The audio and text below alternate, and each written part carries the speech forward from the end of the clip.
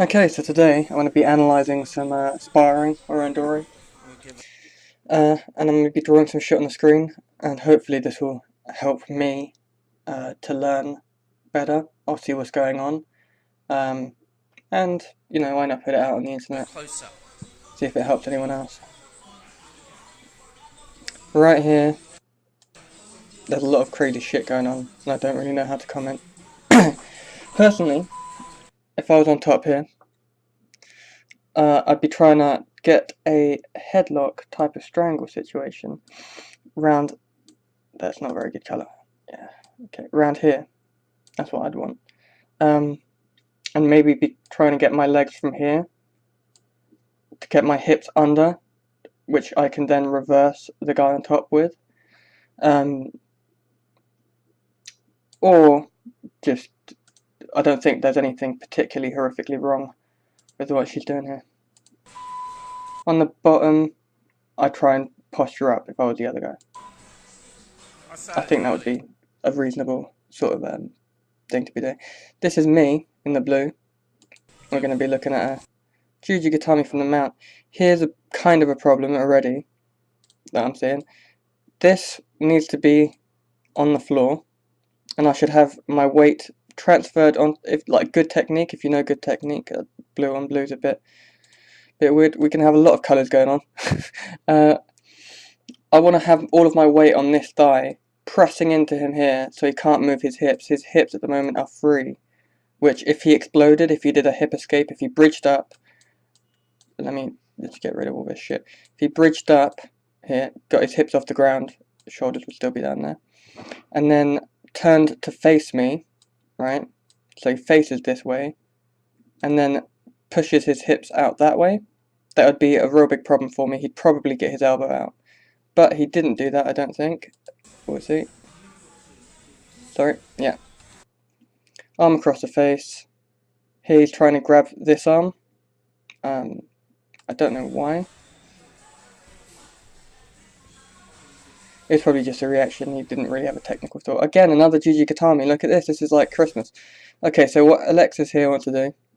See this arm here? In my opinion, at least, I'm gonna just go out there and say that I'm a yellow belt, so I don't know what the fuck I'm saying. Actually an orange belt, but still don't know what I'm saying. This leg is a problem. He wants to use this arm, or both of his arms, and he wants to, in my opinion, push up. Okay? Up. Yeah?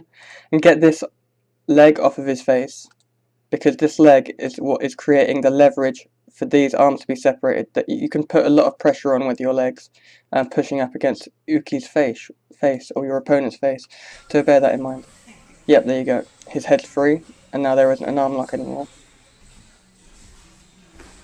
But you can get reversed, and you really need to deal with that leg. You really need to.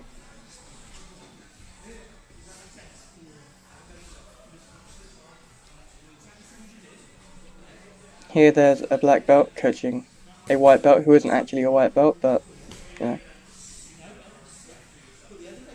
I think they're trying to get him to do a Judo Khatami. I've seen this before, I've watched it before. From this position, a really good option if you're around the same weight. I don't know exactly how it works mechanically, but I found that you can wrap your arms around, would be underneath his armpits. You don't wrap your hand over his head. And you just simply do a forward roll. I don't know how I'd do that in 3D, like that. You'd roll over his own shoulder and the guy on the bottom shoulder. And normally, if you do that, and then you roll back over afterwards, you should be able to catch some leg hooks in, which we'll go over in a second, what the point of leg hooks are. But this should be interesting regardless. There's a lot of options from this turtle position.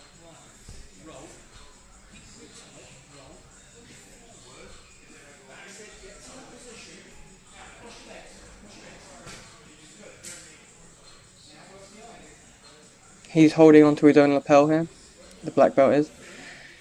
So he's going to have to work on breaking that grip. There's many different ways of doing it. I couldn't see from the angle what was going on. We're back to me and Greg. Okay, this is really weird. That was a really weird position to like reverse in. And now I'm sort of half in his guard, half not. We'll see what happens here. Okay, I'm passing his guard. He didn't manage to connect his feet to my hips or like a point on my body where I can, you know, just entangle me somehow. That's the point of guard. Okay, see, so I smashed this thigh to the ground, which means that he couldn't bring it around, which is what he wants to be doing. Even now here, if you look at his hips, they're not necessarily pinned, so he can still swing that back leg over and then connect with this leg. He can swing it on over my face, and if you look at where my arm is, it's pretty straight. It's not a great position. He could get me in a Judo Khatami there, so I need to sort of, you know, work on this whole getting past the legs and actually getting into a solid pinning position, or an Osikomi Waza, if you like Japanese. Yeah, okay, so this is a failed attempt to get into Khatami, if you recognize this. This arm here, that's hard to see, hold on, give me a second. This arm here, that's yellow mats, man, red mats even. Okay, yellow. This arm wanted to be around his head, okay? But I failed. So now I've got an arm. That leg, the back leg, the further leg, not this one, he can swing that round and get that in there, and he can hook this hip, pull me in this direction, and then hook the other leg around here. And then this is look at that, look at all this yellow. He can do, if he did that, he would have a back control position on me, and I would have, like, all I could do is escape. I could maybe go for an Udigarami or Kimura, but realistically all I'd be able to do is try and defend myself. He'd be putting me on the run, rather than, he'd be changing this bad position that he's in into a really good position because of these little mistakes that I made. But let's see what happens. Okay, yeah, he's got a seatbelt. This is a very strong position to control the shoulders. But if you notice, my hips are free, and that is a problem. And I think we'll see why that's a problem very shortly. I realise that I'm in danger, and I'm like, okay. So, I couldn't get my Khatami on the other side. I came over, if you see that little switch there. For a millisecond, I had my chest on his chest. Right? I'm screwing up. I had his chest, I had my chest on his chest. I went over, and then I went into a Khatami type of situation where I put my hip on the ground, and it was more like I was controlling underneath. I'm screwing up my pencil, but yeah, whatever. I tried to get an Osikomi, and then I tried to get an armbar, and I failed. What's going on here? Yeah, looks fair enough. Here, though, I think I remember, she was getting really good control on the hips, like the opposite problem that Greg had with me a second ago. You get control on the hips, but like if you've got a big strong guys have big wide shoulders, and this is a liability.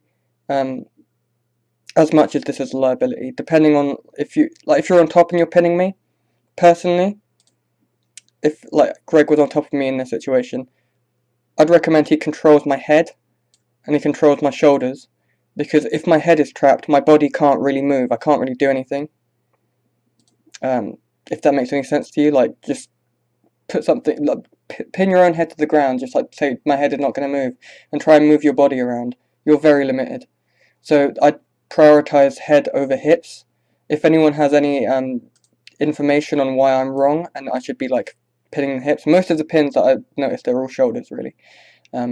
Apart from Yoko Shiho, and even then Yoko Shiho Gatami, even then, you know, a lot of shoulder pinning in that.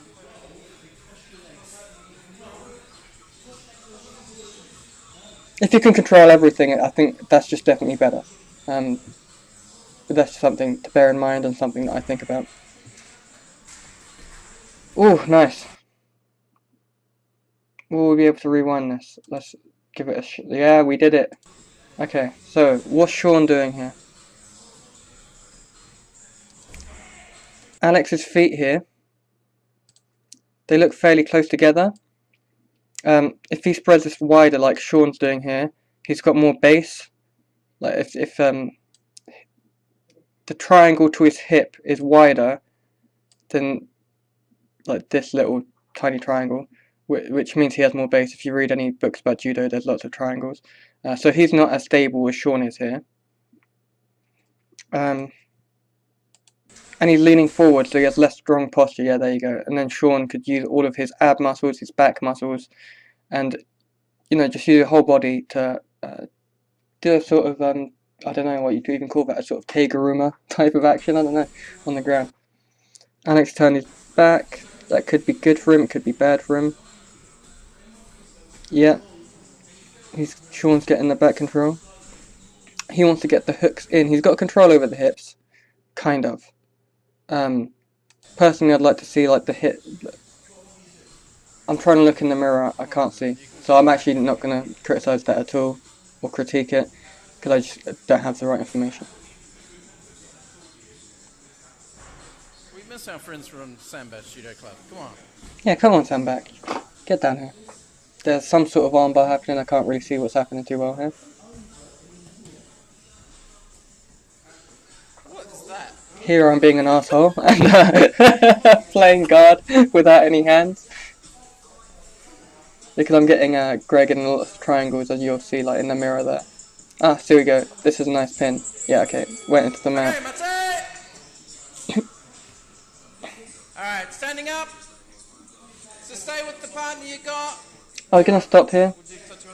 After the groundwork, but... Okay, so stand up with the partner you got, we'll go straight in. Hey, actually, I'll make this into a second video. I'll keep going though. See you in the next one. We're going to look at some stand-up stuff, see what I can pick out from that. Again, like, if anyone has anything to say, I'm really, like, I'd be happy to hear from anyone. Because I'm just a shitty yellow belt or an orange belt. I don't really know what the fuck's going on. I'm just trying to figure it out. Cheers.